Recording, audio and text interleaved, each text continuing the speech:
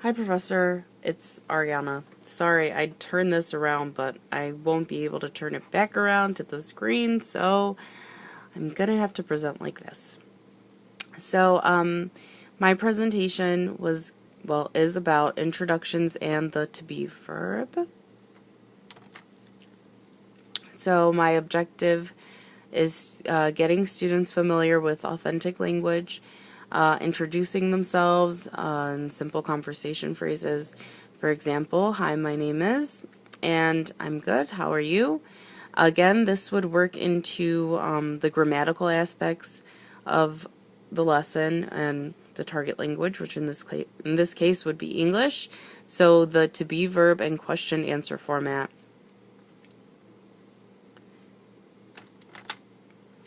So for the to be verb, I wanted to do the present tense, and this would be a part of the lesson, 10 to 15 minutes.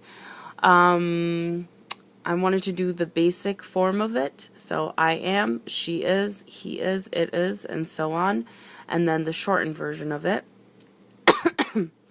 And then again, I try to go through a lot of examples, and definitely wanted to use a lot of gestures so students understand. I am, point to a girl in class, she is, point to a boy in the class, he is, let's say class pet or desk, it is, or yeah, and you are, pointing to the students, they are, pointing to a group, and then again like another gesture to express that we are. So after the verb lesson, I wanted to go into question answer format, and again review positive and negative responses with the students. So, is she hungry? No, she is not hungry. Yes, she is hungry. And conjugation in the responses. Is she hungry? No, she isn't. Yes, she's hungry. And again, working in that to be verb. Excuse me. So, as far as activities, the first one I had planned to be 15 minutes, and I wanted to introduce myself, and then go around the class and have each student say their own name. So I wanted to start with, hello, my name is Ariana. What is your name? And then, like I said, each student say their name. After that, I wanted to play name telephone, where one student says their name, then the next says the first student's name and their name, and so on and so on.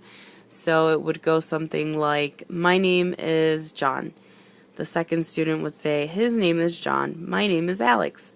Third student, his name is John, her name is Alex, my name is Sue, and so on and so forth until we end with the last student who hopefully has good memory.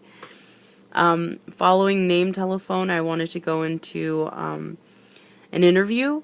And again, prior to the activities, I was planning on giving an example for the students. I did something similar with my sister, an interview for one of her classes, so I was planning on showing them that and giving them an idea of what I expect of them, of course. And in addition to that, I already created a list of questions for them to ask one another, so very simple list, 5 or 6 questions, and they're to write about their partner. So the example I have is, this is John. He has 2 sisters and a brother. John likes to play baseball and go to the movies on his free time. And again, this is working in the to be verb. And yeah.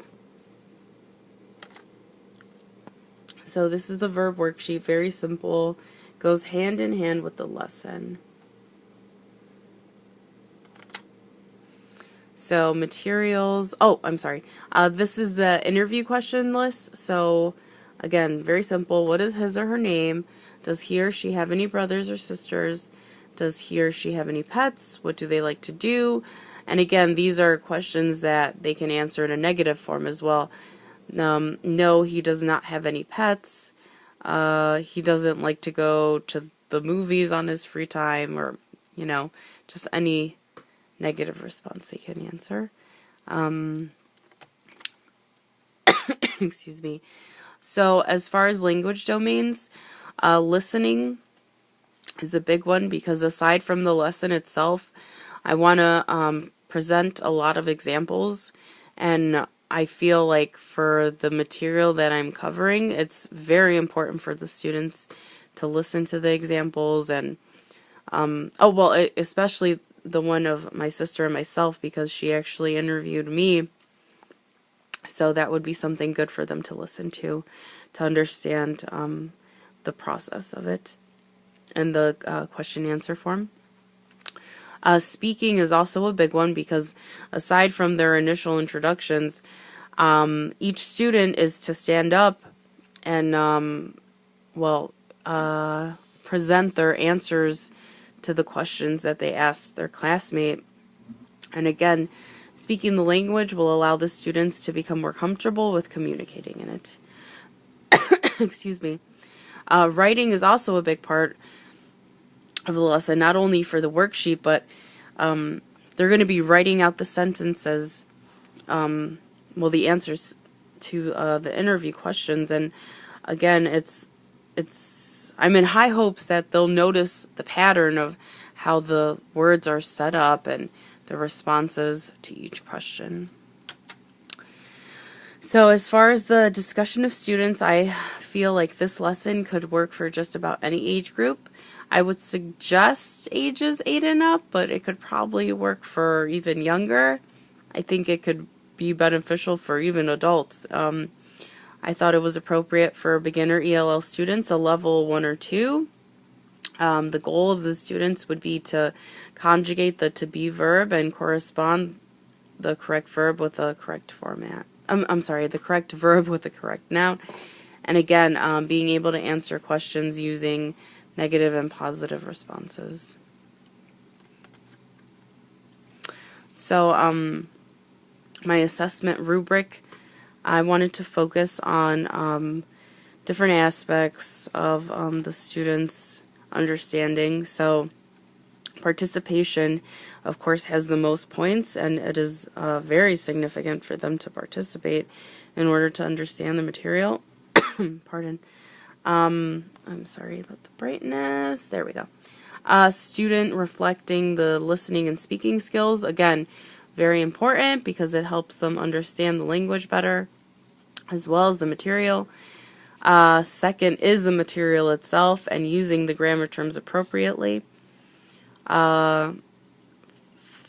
Fourth is making the concluding comments about the lesson. This is what I initially had as like an informal assessment. So before students leave the class, they need to share something that they learned, something new, or something they found interesting about the class.